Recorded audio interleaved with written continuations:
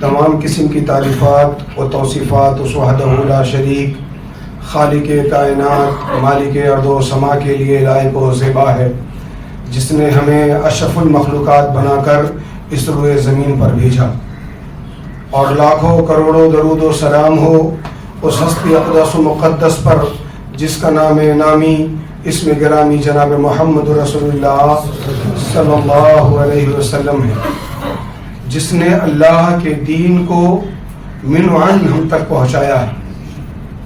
میرے محترم بزرگوں، نوجوان ساتھیوں، عزیز بچوں اور میری پردہ نشین ماؤں اور بہنوں، آج کے اس خطبہ جمعہ میں میں نے یہ طے کیا تھا کہ میں جنگ آزادی پر بولوں گا کیونکہ جنوری کا مہینہ ہے، لیکن بعد میں نے رجب کے مہینے کے تعلق سے جب غور کیا اور اپنے معاشرے میں لوگوں کو دیکھا تو ایسا لگا کہ جیسے اس روئے زمین کا خالق کوئی اور ہو، ایسا لگا جیسے ہمیں مال و دولت، ہمیں اولاد، ہماری دعائیں سننے والا اللہ کی ذات کے سوا کوئی اور ہو۔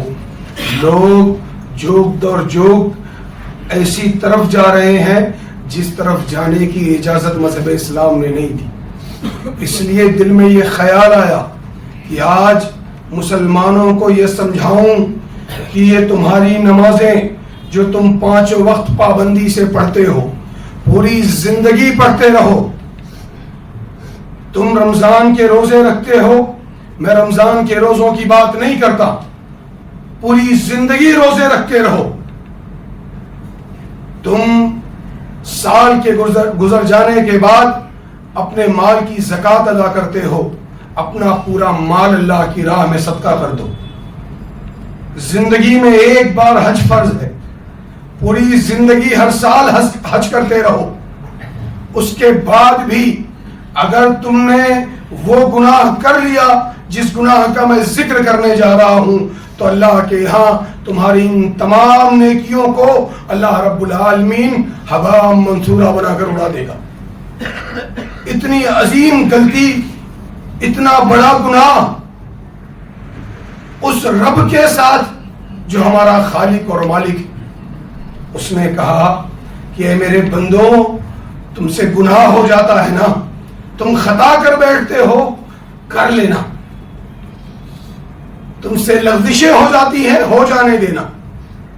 غلطی سے چوری کر لی، ڈاکہ ڈال دیا، زنا ہو گیا، اللہ کے حدود کو پار کر لیا، میرے رب نے حدیث قدسی میں اپنے محبوب سے کہا کہ میرے محبوب، میرے حبیب، پوری دنیا کی انسانیت سے کہو، یہ نہیں کہا کہ صرف اپنی امت سے کہو، کہا یا ابن آدم لو بلغت ذنوبک عنان السماء، اے آدم کی اولاد، تمہارے گناہ انسان ہیں، بطور انسانیت غلطیاں ہو جاتی ہیں، تمہارے گناہ زمین اور آسمان کی خلاؤں کو بھر دیں، پھر تم میرے پاس آؤ اس حال میں کہ تم مجھ سے اپنی غلطیوں کی معافی مانگ رہے ہو، میں جتنے گناہ تمہارے ہیں اتنی مغفرت لے کر آؤں گا اور تمہیں بخش دوں گا۔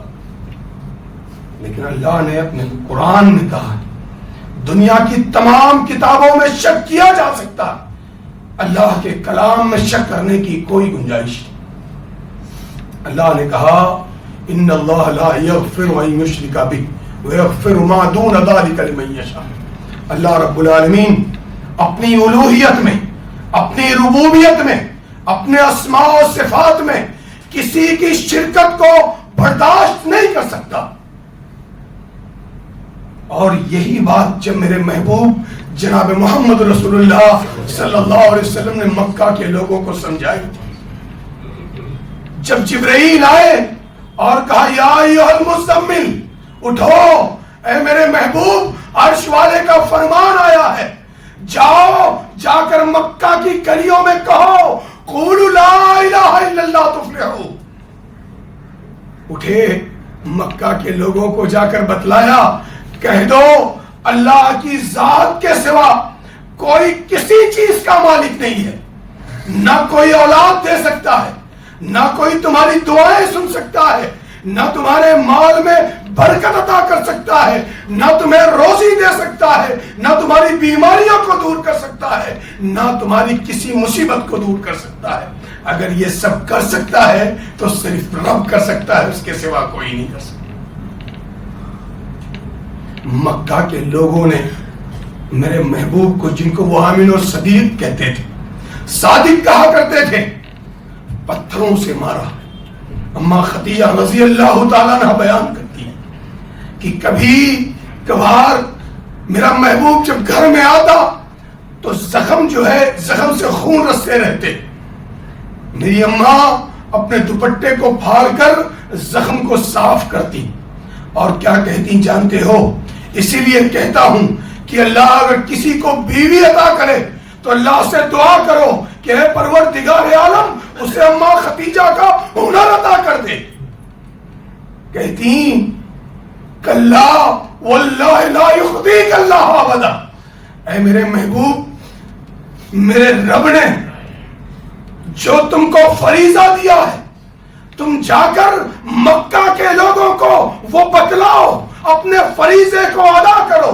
تمہارے گھر کی باری آئے گی تو تمہاری بیوی تمہارے ساتھ کھڑی نظر آئے گی، تمہارے بچوں کی تربیت تمہاری بیوی کرے گی، تمہارے گھر کو سنبھالے گی تمہاری بیوی۔ پھر اس ماں نے اپنے بچوں کی ایسی تربیت کی کہ پوری دنیا قاصر رہ گئی، دوبارہ ان کی طرح بیٹیاں پیدا کر رہے ہیں۔ اللہ کے نبی صلی اللہ علیہ وسلم نے مکہ کے لوگوں کو جب یہ بات سمجھائی، ان کو یہ بات بتلائی، تو مکہ کے لوگوں نے تو پہلے برا بھلا کہا، گالیاں دی، مارا پیٹا۔ جب دیکھا اس سے بات نہیں بنتی تو چلے آئے پورے مکہ کے سردار، کہا ہے محمد آج جب ہمارا جوان بدل کر نیکیوں کی طرف آتا ہے، قرآن و حدیث کی طرف آتا ہے، تو ان کے گھر والے، خانوادے والے اور شہر والے بھی ایسا ہی کچھ کرتے ہیں۔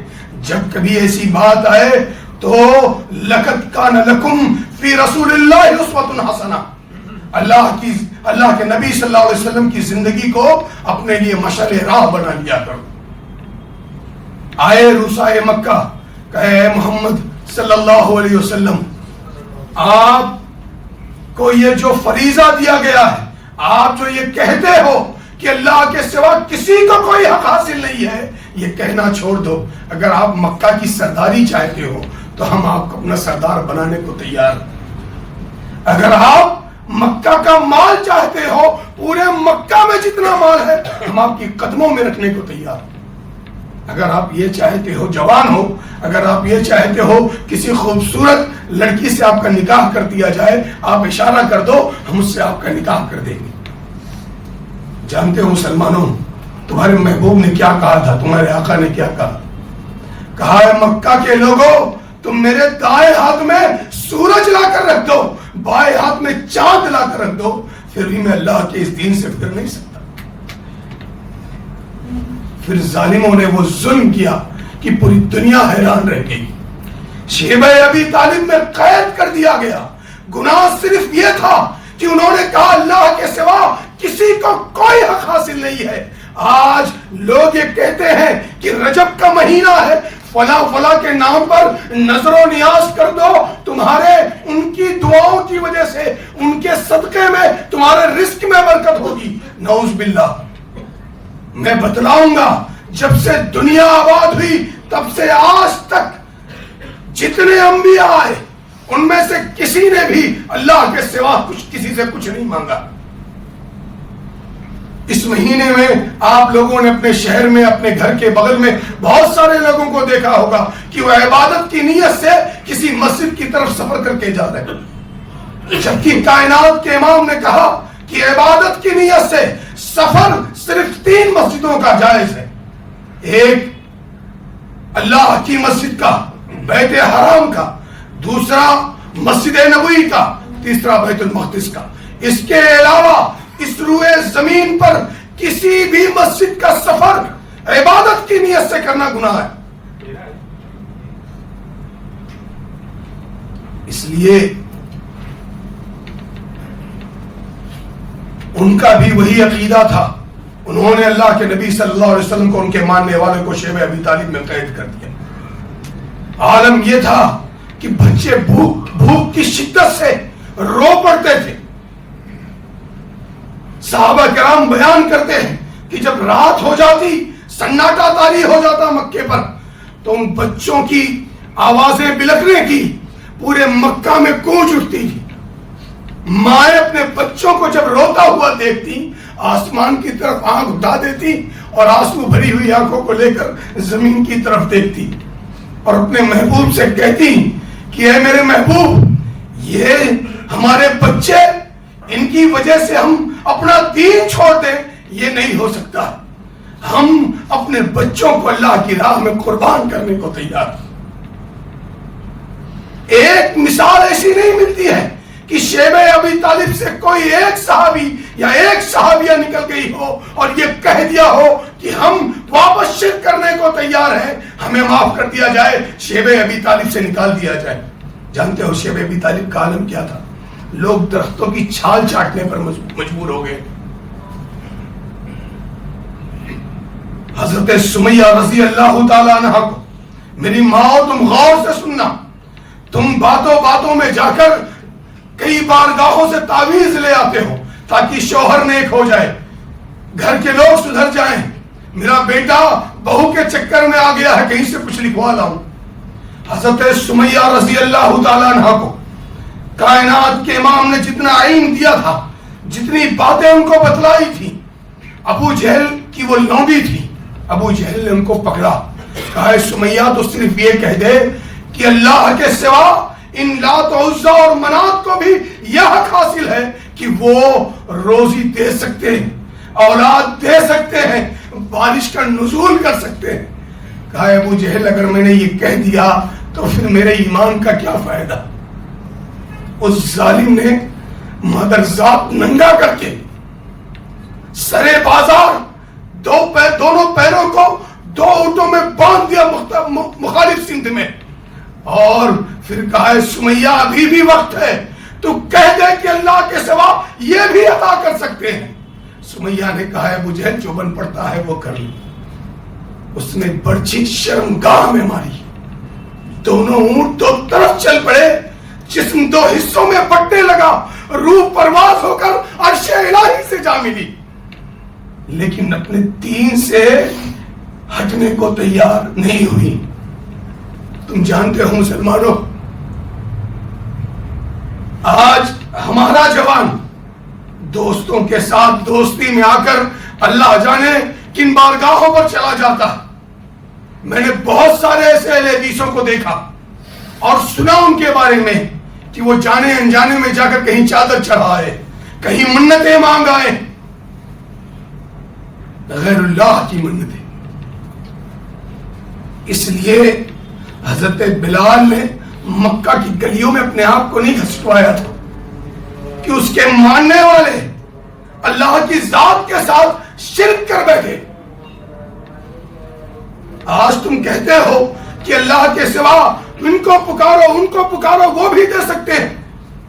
مجھے بتلاؤ، جب میدان بدر میں کائنات کا امام پریشان تھا، جب آسمان اپنی پوری گرمی کی شدت سے زمین کو گرم کر رہا تھا، جب میدان بدر آگ اگل رہا تھا، اس وقت میرا محبوب جب پریشان تھا تو کس نے مدد کی تھی؟ حضرت ابو بکر صدیق رضی اللہ تعالیٰ عنہ. لوگ صحابہ کو گالیاں دیتے ہیں، خدا کی قسم وقت نہیں ہے، ورنہ ایسی بات کا ذکر کرتا کہ ان کے کلیجے پھٹ جاتے. کہا ہے میرے محبوب آج اداس لگ رہے ہو، کیا بات ہے؟ کہا ہے صدیق اکبر میرے یار، یہ دیکھ 313 لوگ ہیں، جس میں کچھ بوڑھے ہیں، کچھ جوان ہیں، کچھ بچے ہیں. یہ ہجرتوں کے مارے ہوئے، یہ بیماریوں میں مبتلا، ان کے پاس اسلحے بھی نہیں، گھوڑا صرف 3 گھوڑا تھا پورے میدان بدر کے مسلمانوں کے پاس. سواریوں پر ایک سواری پر 2 3 لوگ سوار ہو کر آئے تھے. کہا یہ 313 کمزور، وہ 1000 کا لشکر جرار، ان سے ان کا کیا مقابلہ ہے؟ کہا پھر کیا ہوگا میرے محبوب؟ آنکھوں میں آنسو تھے، سجدے میں سر رکھ دیا. اور سنو، میرے محبوب کے لیے اگر کوئی پیر و مرشد تھا تو ان کا دادا ابراہیم تھا، باپ اسماعیل تھا. یہ نہ کہنا کہ ان کے پاس بڑے موجود نہیں تھے، اتنا بڑا موجود تھا کہ جس کو میرے رب نے خود اپنا خلیل بنایا ہے. کیا ان کا واسطہ دے کر دعا مانگی؟ سجدے میں سر رکھ کر رونے لگے. کہا ہے پروردگار عالم، میں محمد صلی اللہ علیہ وسلم میں کمزور ہوں، مسلمان کمزور ہے، دشمن طاقتور ہے، اللہ اسلحوں کے ساتھ آیا ہے، لیکن میں یہ جانتا ہوں کہ تو سب سے زیادہ طاقتور ہے. اللہ مسلمانوں کی مدد کر دے. اے پروردگار عالم، ان تحرک ہاتھ الاسابہ لم توبت بادا. میرے پروردگار عالم، یہ چھوٹی سی جماعت آج مار دی گئی تو پھر قیامت تک اس روئے زمین پر تیری عبادت کون کرے گا؟ عرش پر بیٹھا ہوا رب، اے محمد صلی اللہ علیہ وسلم مجھ سے مانگا ہے نا، دیکھ میں کیا کرتا ہوں. جبرائیل کو حکم دیا، اے جبرائیل، میدان بدر میں میرا حبیب سجدے میں سر رکھ کر مجھ سے دعائیں مانگ رہا، تم فرشتوں کی فوج لے کر میدان بدر میں اتر جاؤ. اللہ سے مانگا، اللہ نے فرشتوں کو میدان بدر میں بھیج دیا. میں نے یہ مثال اللہ کے نبی صلی اللہ علیہ وسلم کی اس لیے دی ہے کہ دنیا کے جتنے پیر، جتنے ولی کہلانے والے اس روئے زمین پر موجود ہیں، سب کی نسبت میرے محبوب سے ہے. اگر میرے محبوب کی نسبت کاٹ دی جائے تو کوئی اپنے آپ کو پیر کہلانے کے لائق نہیں ہے. کیا کسی سے مانگا انہوں نے؟ حضرت عائشہ رضی اللہ تعالیٰ عنہ پر بہتان لگا دیا گیا. ظالموں نے کہا کہ اماں عائشہ نے گناہ کیا. جو بات بتلانے جا رہا ہوں مسلمانوں، حیران ہو جاؤ گے. بخاری کی روایت، اللہ کے نبی صلی اللہ علیہ وسلم نے کہا، اے عائشہ اگر آپ سے غلطی ہو گئی ہے تو اللہ سے توبہ کر لو. لوگ کہتے ہیں کہ محبوب عالم غیب تھا. اگر غیب کا علم تھا تو کیا اماں عائشہ کو وہ پریشان کر رہے تھے؟ اماں عائشہ نے کہا جب میرے محبوب نے یہ بات کی تو میرا کلیجہ پھٹ گیا، میں بے اختیار رو پڑی، اپنی ماں کے گھر چلی گئی. میں نے کہا اللہ کے نبی مجھے اپنے ماں کے گھر بھیج دیجیے، کیونکہ بیٹیاں جب پریشان ہوتی ہیں نا انہیں اپنے والدین کا گھر یاد آتا ہے. جب اپنے گھر پہنچی، اپنی ماں کو دیکھا تو زاروں کتار رونے لگی. ماں نے پوچھا بیٹی کیا ہوا ہے؟ کہا ماں آج تو کائنات کے امام نے بھی ایسی بات کہہ دی کہ برداشت نہیں ہوتا ہے، لیکن پوری دنیا مجھے برا مان لے، میرا رب ابھی باقی ہے. وضو کر کے 2 رکعت نفل نماز پڑھ کر سجدے میں سر رکھ دیا. مدینہ کے اندر دنیا کے تمام پیروں کا بادشاہ، دنیا کے تمام تاجداروں کا تاجدار مدینہ میں موجود تھا. اماں عائشہ نے ایک بار یہ نہیں کہا کہ اے نبی محمد رسول اللہ صلی اللہ علیہ وسلم، اے میرے آقا آپ میری برات ظاہر کر دیجئے. سجدے میں سر رکھ کر اپنے رب کے سامنے رونے لگی. کہا اللہ میں تب تک سجدے سے سر نہیں اٹھاؤں گی جب تک تو میری برات ظاہر نہیں کر دیتا. عرش الہی کے رب نے حضرت جبرائیل کو 18 آیتیں دے کر بھیجی. کہا جاؤ جا کر دنیا کے لوگوں کو کہہ دو جن لوگوں نے الزام لگایا سب جھوٹے ہیں. اماں عائشہ یہ صدیقہ رضی اللہ تعالی، اللہ کے سوا اس روئے زمین پر کسی کو کوئی اختیار حاصل نہیں ہے. اولاد کی بات کرتے ہو، مجھے بتلاؤ قرآن پڑھتے ہو نا، پھر بتاؤ اللہ کا خلیل، اللہ کا دوست اپنے لیے بیٹا کس سے مانگ رہا تھا؟ سے اس نے دعا کی رب ہب لی من الصالحین؟ حضرت زکریا نے کس سے اولاد مانگی؟ حضرت موسیٰ نے روزی کس سے مانگی؟ حضرت ایوب نے بیماری سے شفا کس سے مانگی؟ بے شمار مثالیں ہیں مسلمانوں. لیکن آج کا مسلمان یہ کہتا ہے کہ ہمیں اللہ کے سوا کوئی اور بھی دے سکتا. حضرت اکرمہ بن ابی جہل رضی اللہ تعالیٰ عنہ ابھی مسلمان نہیں ہوئے. اللہ کے نبی صلی اللہ علیہ وسلم مکہ پر قابض ہوئے, مکہ کو فتح کیا تو وہ مکہ سے بھاگ نکلے. کیوں بھاگ گئے؟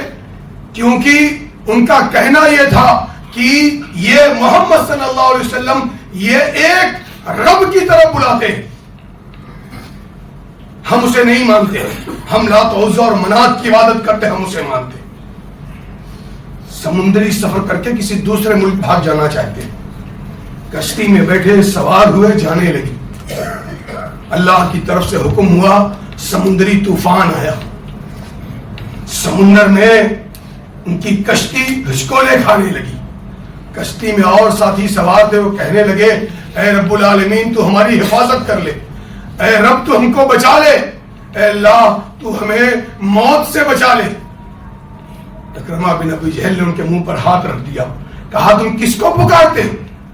اپنے لات و عزا اور منات کو کیوں نہیں پکارتے؟ مکہ کے لوگوں کا عقیدہ بیان کر رہا ہوں. مکہ کے لوگوں نے کہا اکرمہ کیا تم نہیں جانتے کہ لات و عزا اور منات کو ہم صرف اس لیے پوچھتے ہیں کہ وہ ہم کو اللہ کے قریب لے کر چلے جائیں, ہم انہیں اللہ نہیں مانتے. پھر اکرمہ بن ابی جہل نے کہا اے رب اگر تو نے میری کشتی کو ساحل پر لگا دیا تو اکرمہ خود چل کر جائے گا اور محمد رسول اللہ صلی اللہ علیہ وسلم کے ہاتھ پر بیعت کرے گا. آج ہمارے بچے عقیدے سے دور ہیں, جانتے ہو کیوں؟ کبھی غور کیا ہے اس چیز پر؟ ہمارے بچوں کا عقیدہ اتنا کمزور کیوں ہے؟ آج سے چند سال پہلے اگر ہماری بیٹیاں کسی بھی وجہ سے کسی بدعتی کے گھر میں نکاح کر کے چلی جاتی تھیں تو 2-5 سال میں پورا گھر کتاب و سنت کا ماننے والا ہو جاتا تھا. آج ہماری بیٹیاں 2-4 سال میں ان کو ماننے والی ہو جاتی. وجہ جانتے ہو؟ کیونکہ ہم نے اپنے بچوں کے لیے ان تعلیم کا انتظام نہیں کیا جس کی تعلیم محمد رسول اللہ صلی اللہ علیہ وسلم نے دی تھی. ہم نے اپنے بچوں کو انجینئر بنانا چاہا, ہم نے اپنے بچوں کو ڈاکٹر بنانا چاہا, ہم نے اپنے بچوں کو IAS IPS آفیسر بنانا چاہا.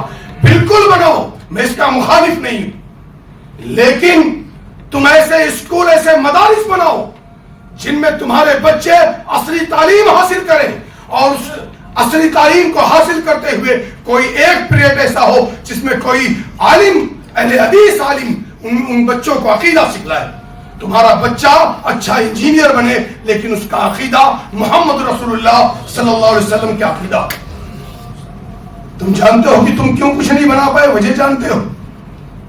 کیونکہ تم نے وہ گناہ کیا ہے جو تم سے پہلے شروع زمین پر کسی نے نہیں کیا ہے. تم نے بے شمار مال کمایا, کروڑ پتی اور ارب پتی بن گئے, بڑی بڑی تجارتیں کی, بہت محنت سے پیسہ جمع کیا, لیکن جب اپنے بچے اور بچی کی شادی کا موقع آیا تو ایسے اسراف کیا کہ دنیا حیران ہو گئی تم کو دیکھ کر کیا تم محمد رسول اللہ صلی اللہ علیہ وسلم کے ماننے والے ہو. تم نے ناجائز طریقے سے اپنے مال کو حرام طریقے سے خرچ کیا. اس لیے اللہ نے تم سے اسکول کالج اور یونیورسٹی اور بڑے بڑے مدارس کے بنانے کی توفیق تم سے چھین لی اللہ نے, کیونکہ تم نے اپنے پیسوں کو دوسرے راستوں میں ضائع کر دیا. میرا وقت ختم ہوتا جا رہا ہے, ایک آخری بات کہہ کر اپنی بات کو ختم کروں گا. عقیدے کا مسئلہ ہے. آج ہمارے بہت سارے نوجوان جو عصری تعلیم حاصل کیے ہوئے ہیں اور بہت ساری بچیاں وہ مرتد ہو رہی ہیں. ابھی کل یا پرسوں کا شاید نیوز پیپر آپ لوگوں نے پڑھا ہوگا, ممبئی اردو نیوز میں ایک بچی جو 5 وقت کی نمازی تھی کسی غیر مسلم سے نکاح کر کے وہ سنہا سنگھ نام کچھ ایسا رکھ دیا، مجھے نام صحیح سے نہیں یاد، لیکن جانتے ہو وجہ کیا ہے؟ کیا وجہ ہے کہ ہماری بچیاں مرتد ہو رہی ہیں؟ پچھلے سال دیوبند کی ڈاکٹر غیر مسلم سے نکاح کی تھی، اس نے بیان دیا تھا کہ میں نے مسلمان کو نکاح کا پیغام بھیجا، اس نے 20 لاکھ روپیہ نکاح میں مانگا تھا، غیر مسلم سے کیا، اس نے مجھے 20 لاکھ روپیہ دیا۔ ہمارے اعمال لے ڈوبیں گے پوری قوم کو مسلمان۔ میں جوان بچوں سے یہ کہنا چاہتا ہوں، جوان بچوں سے اور بچیوں سے، کہ تم صرف دنیا کی خوبصورتی دیکھ کر، دنیا کا پیسہ دیکھ کر، لالچ کی وجہ سے تم مرتد ہو جاتے ہو۔ میری بچیوں، تم غور سے سننا، تم کالج جاتی ہو، تمہیں بہکا لیا جاتا۔ ایک بچی مدینہ کے اندر اس نے اسلام قبول کیا، ایک غیر مسلم بہت اعلیٰ خاندان کے ابو طلحہ انصاری رضی اللہ تعالیٰ عنہ، وہ ابھی اسلام قبول نہیں کیے تھے، انہوں نے کہا کہ اے ام سلیم میں تم سے نکاح کرنا چاہتا ہوں۔ ام سلیم نے نکاح کے پیغام کے بدلے کہلا بھیجا، اے ابو طلحہ انصاری، تم وہ شخصیت ہو کہ دنیا کی کسی بھی لڑکی کو نکاح کا پیغام بھیج دو وہ انکار نہیں کر سکتی، کیونکہ خوبصورت ہو، مالدار ہو، اعلیٰ حسب و نسب والے ہو، تمہیں سب جانتے ہیں۔ لیکن میں ام سلیم، میں مسلمان ہو گئی، میں مسلمان ہوتے ہوئے کسی کافر سے نکاح کر لوں، یہ میرا ایمان اس کی اجازت نہیں دیتا، میرا ایمان اس کی اجازت نہیں دیتا۔ پھر کچھ دنوں کے بعد حضرت ابو طلحہ انصاری رضی اللہ تعالیٰ عنہ نے پھر پیغام بھیجا، انہوں نے لکھ کر بھیجا کہ اے ابو طلحہ انصاری، اگر تم مذہب اسلام قبول کر لو تو ام سلیم تمہارے اس پیغام کو قبول کر لے گی، اور ام سلیم کا نکاح کا مہر یہ تمہارا قبول اسلام بنے گا، میں تب تم سے نکاح کرنے کو تیار ہو جاؤں گی۔ حضرت ابو طلحہ انصاری رضی اللہ تعالیٰ عنہ مالدار تھے، پڑھے لکھے سمجھدار تھے، اللہ کے نبی صلی اللہ علیہ وسلم کے پاس گئے، مذہب اسلام کو سمجھا اور مذہب اسلام کو قبول کر لیا۔ یہ ہماری بچیاں تھیں کہ جنہوں نے کبھی نہ پیسہ دیکھ کر، نہ روب دیکھ کر، نہ کسی کا جلوہ دیکھ کر، نہ کسی کا دبدبہ دیکھ کر اپنے اسلام کو چھوڑا، بلکہ دوسروں کو اپنے اسلام کے اندر لے آئے۔ آج ہماری بچیاں کسی کا خوبصورت چہرہ دیکھ کر مرتد ہو جاتی ہیں، کسی کی تعلیم دیکھ کر مرتد ہو جاتی ہیں، کسی کا پیسہ دیکھ کر مرتد ہو جاتی ہیں۔ اللہ رب العالمین محفوظ رکھے ہماری بچیوں کو، اور ہمارے بچے، جوان بچے کچھ جو اہل حدیث ہیں، میں قسم اللہ کی کھا کر کہتا ہوں کہ تم خاندانی اہل حدیث ہو، اس لیے تمہیں توحید کے بارے میں صحیح علم نہیں۔ ان لوگوں سے پوچھو جو بعد میں بدل کر رہے، اتنی چوکھٹوں پر سر جھکاتے تھے، لیکن جس دن اللہ کی چوکھٹ پر سر جھکانے کا ہنر آ گیا، پوری دنیا سے بیزار ہو گئے۔ انہیں ایسا لگنے لگا کہ ہم سے زیادہ طاقتور روئے زمین پر کوئی نہیں، کیونکہ اللہ کا دین سمجھ میں آ گیا۔ بہت سارے نوجوان جب صحیح دین پر آتے ہیں، کتاب و سنت پر عمل کرنے لگتے ہیں، تو انہیں ڈر لگتا ہے کہ ہمارے خاندان والے ہمیں ماریں گے، گرائیں گے، جائیداد میں گھر والے حصہ نہیں دیں گے۔ ایک صحابی جس وقت مکہ کے لوگوں کو صحیح سے تیمم نصیب نہیں ہوتا تھا، ان کا کرتا یمن سے بن کر آتا تھا، جوتیاں ملک شام سے آتی تھی، ان کا عطر دنیا کے کئی ملکوں سے آتا تھا، اتنے زیادہ امیر تھے اور اتنے عیش و آرام سے جیتے تھے، بہت خوبصورت نوجوان تھے۔ اگر مکہ کی کسی گلی سے گزر جاتے تو بعد میں گزرنے والا یہ کہہ دیتا کہ اس گلی سے ابھی مصعب ابن عمیر گزرے۔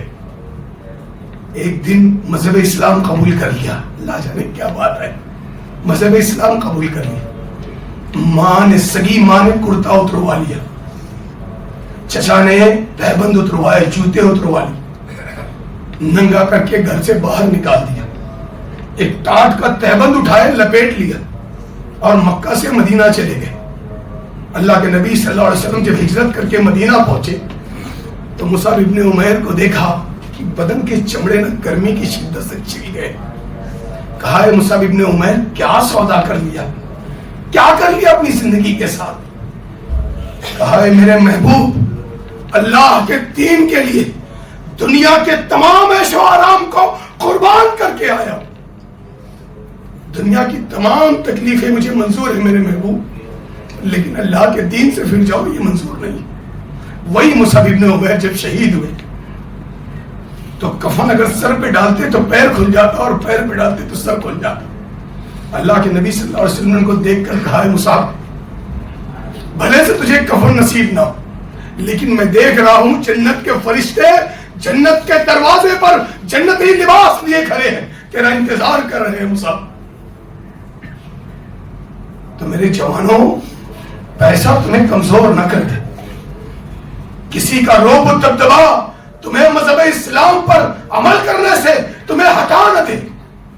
اللہ کے دین پر عمل کرو, ایسے جم جاؤ کہ تمہیں لگے کہ تمہارے اندر صحابہ کی روح پھونک دی گئی ہے. اور اپنے صحابہ کی سیرت پڑھا کرو. خدا کی قسم جب تم سیرتیں پڑھو گے ایمان اتنا مضبوط ہوگا کہ ایسا لگے گا کہ اب اس کے بعد کچھ نہیں. اب آخر میں اللہ رب العالمین سے دعا ہے, میرا وقت ختم ہو گیا, میں نے آپ لوگوں کا وقت زیادہ لیا ہے, معذرت کے ساتھ معاف کر دینا. آخر میں اللہ رب العالمین سے دعا کہ اے پروردگار عالم ہم گنہگار خطا کار لوگ ہیں, اے اللہ تو ہمارے گناہوں کو بخش دے. اللہ اے اللہ اے پروردگار عالم جمعہ کا دن ہے تو دعائیں قبول کرتا ہے. اے رب العالمین اے پروردگار عالم ہمارے شرک اصغر اور اکبر دونوں کو بخش دینا. اللہ اے رب العالمین میرے بزرگوں کو وہ ہنر عطا کر دے اللہ جو تو نے صدیق اکبر کو عطا کیا تھا. اللہ میرے بزرگوں کو عمر ابن خطاب کا حوصلہ دے دے. اللہ میرے مالداروں کو عثمان ذو النورین بنا دے. اللہ میرے جوانوں کو علی کرار بنا دے. اللہ میری قوم کے جوانوں میں ابو عبیدہ بن جراح کی روح پھونک دے. اللہ میرے جوانوں کو خالد ابن ولید کا ہنر عطا کر دے. اللہ اے پروردگار عالم میرے قوم کے جوانوں کو خالد ابن ولید بنا دے. طارق بن زیاد بنا دے. محمد بن قاسم بنا دے. صلاح الدین ایوبی کا ہنر پیدا کر دے. اللہ میری ماؤں کو اماں خدیجہ کا ہنر عطا کر دے. اللہ جوان بہنوں کو اماں عائشہ کی حیا عطا کر دے. اللہ میری بیٹیوں کو حضرت فاطمہ کا پردہ عطا کر دے. آمین وآخر دعوانا الحمدللہ رب العالمین. عباد اللہ یرحمکم اللہ ان اللہ یأمرکم بالعدل والإحسان وإيتاء ذی القربى والفحشاء والمنکر والبغی لعلکم تذکرون واذکروا اللہ یذکرکم وادعوه یستجیب لکم وذکر اللہ تعالی ولا جل فی المؤمن.